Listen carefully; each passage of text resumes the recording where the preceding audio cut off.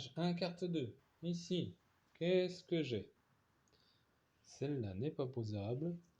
Celle-là, donc comme je disais, un chaînage uniquement à l'âge 3. Petit changement par rapport à l'ancienne édition. Il y a ça et ça. Bon, on va anticiper.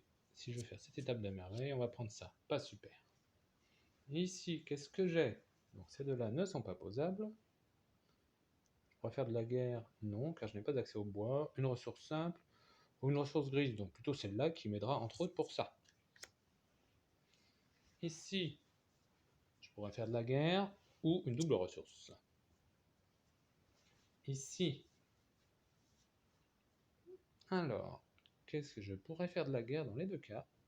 Sachant que faire la guerre contre Rhodes, c'est risqué, mais c'est faisable. Celle-là m'aidera pour faire la pierre moins chère, ce qui me sera utile pour ça, ou des sous justement, pour pouvoir acheter les pierres plus rapidement. On va prendre des sous.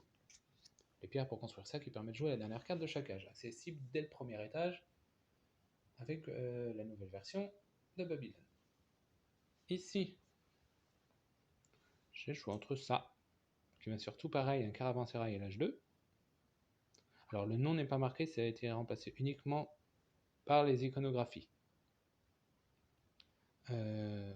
Quoi d'autre? Celle-là, qui me donne la réduction sur les marrons ici, qui me sera toujours utile d'ailleurs.